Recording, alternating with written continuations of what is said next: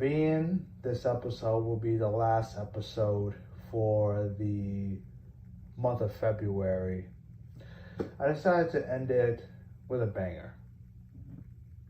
And I will admit, I'm being biased when I chose this person to be the last person we discussed about for Black History Month. And that person is Michael Jeffrey Jordan. Now, all of you should know who Michael Jordan is, but for those who probably don't, well, not probably, but those who may not know, Michael Jordan, he used to play in the NBA, the National Basketball Association. Many, including myself, refer to him as the greatest player of all time. Michael Jordan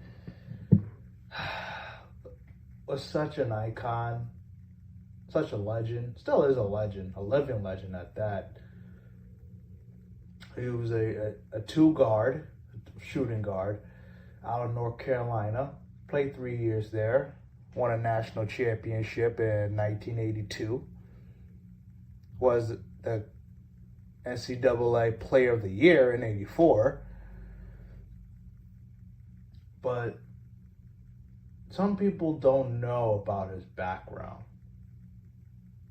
And I'm not going to go in depth with his childhood and things of that nature. But I will mention the one story that a lot of people, at least in the sports world, know about, is his high school story, where he didn't make the varsity team, I believe his freshman year in high school. Many people think he got cut, but as I said, in fact, he just didn't make the cut for the varsity team. But he made the JV team, and he probably averaged 30 to 40 points a game on that team. But anyway, let me read you some facts about Michael Jordan, just to show you how great he was. Now, he was drafted by the Chicago Bulls in 1984. I believe he was the third pick in the draft, first round, number 23. Let me read you some of his accomplishments. He won 10 scoring titles. He was a 14-time All-Star, 5-time Most Valuable Player, Rookie of the Year. He won the Slam Dunk Contest twice. First team All-NBA 10 times. He was a Defensive Player of the Year. 9-time First Team All-Defense. Top 50 Greatest Player Anniversary Team. 75th Anniversary Team member, which happened this past All-Star season. Well, not season, but event, since it's the 75th anniversary of the NBA. But here's the most crazy part, most crazy stat. He's a 6-time NBA champion, 6-time NBA Finals MVP, and he never lost.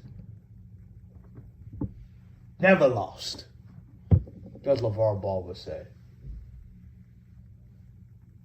You got players like LeBron who are 4-6.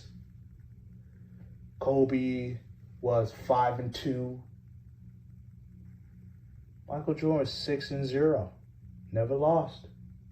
Now some of you would say, "Oh, what about Bill Russell? Bill Russell, he was 11-1 in NBA Finals." First of all, I give him credit, but let's not forget there were 8 teams in the NBA when he played. And then you can't forget about Space Jam. Oh, great movie. Great movie. The scene where the Looney Tunes are stretching, warming up, and then Bugs makes a statement. Look who's finally ready to play. Michael Jordan bounces the ball once or twice, and then Michael Jordan makes the comment, "Let Let me see if I remember how to do this. Oh, goosebumps. Actually, I'm going to play that clip for all of you right now. Take a listen. Come on. Keep on sweating. Hey, guys. Hey, yes. Look who's finally ready to play.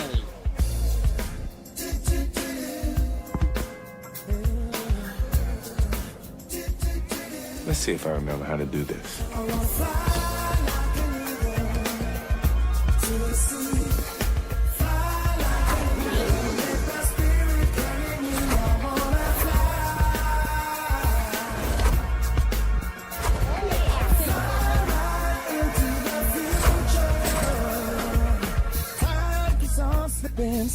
Slipping into the future.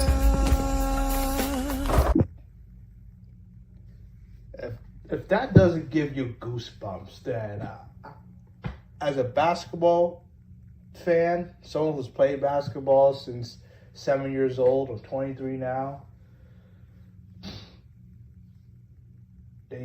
you're not alive. That's just pure greatness right there. Pure entertainment, too. What Michael Jordan did was great on the court. But I believe the most profound legacy he's had, first, making basketball global. Because before Michael Jordan came onto the scene, basketball was strictly popular in America. That's the era of Magic, Bird. They saved the NBA. They did. Magic and Larry Bird. But when Michael Jordan came onto the scene, he made the NBA a global empire. I want to be like Mike. Air Jordan. The tongue. The free throw line. Slam dunk. The winning. The accomplishments. No one could compare. No one. But another thing I believe his legacy would be is the sneakers. Michael Jordan hasn't played in the NBA in 20 years. And still, people talk about Michael Jordan, or they at least have an awareness on Michael Jordan because of his shoes. Whose shoes are still popular. He ain't played in the league in 20 years. And he's worth $1.2 billion now? He owns the Charlotte Hornets? Man. If that's not inspiration from a kid who came out of North Carolina, originally born in Brooklyn, New York, same hospital as Mike Tyson, that just should inspire people, man. And I will end it with this. If you're not familiar with Michael Jordan, go watch the Last Dance documentary that released 2 years ago. That will give you an idea of who Michael Jordan was as a competitor. Pure greatness. And actually, he's worth $1.6 billion as of 2021.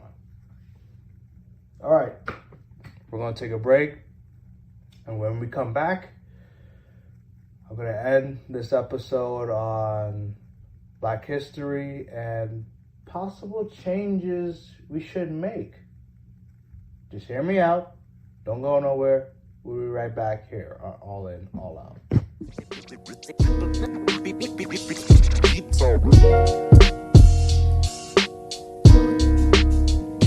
And we're back.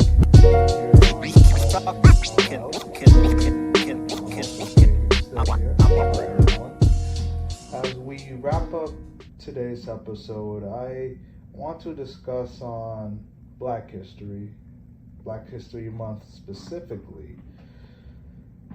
Look, I'm not a fan of Black History Month because I believe that it limits us as African Americans. First of all, our culture is celebrated on the shortest month of the year. Go figure. But for the rest of the year, it's pretty much not acknowledged unless a Black historical figure's birthday comes and it's celebrated. But only celebrating Black history for 1 month out of the year, that's awful. Now, we have made progress. For example, when I was in high school, I always feel like centuries ago, 6 years ago, I took a African American history course. And I learned a lot. I learned a great deal in that class because I had a genuine interest in African American history. Because as I mentioned weeks ago, we always learned about the same people. Martin Luther King, Rosa Parks, Malcolm X, Frederick Douglass, etc., etc. But we don't learn about the Sarah Boones, the Garrett Morgans, the C.J. and Madam Walker. Those people are important too. They paved the way as much as MLK did in their own way. It's been possibly 50 years since Black History Month was a thing. Became popularized in America, possibly worldwide. But it's time to get rid of Black History Month and just make it a part of American history. If we do that, we'll change what happened. Because not only Black people, but people of all ethnic backgrounds will be more educated in regards to African Americans. Because history is history at the end of the day. And to categorize it as African American history and U.S. history is plain old wrong. Why don't we just call it white history, if that's the case? Irish history, France history. No, history is history, plain and simple. Here's the last point I'll make. I'm not saying that you need to be a Black historian to learn about African Americans, but I challenge all of you. Just take time out to learn about one African American. Just one. You ain't gotta be a scholar, but just take the time out to learn about one African American. Just one fact. And I promise you, if you do that, you will be enlightened in a way that will further your knowledge on history. Because I believe in the saying, if you don't learn about history, you are doomed to repeat history.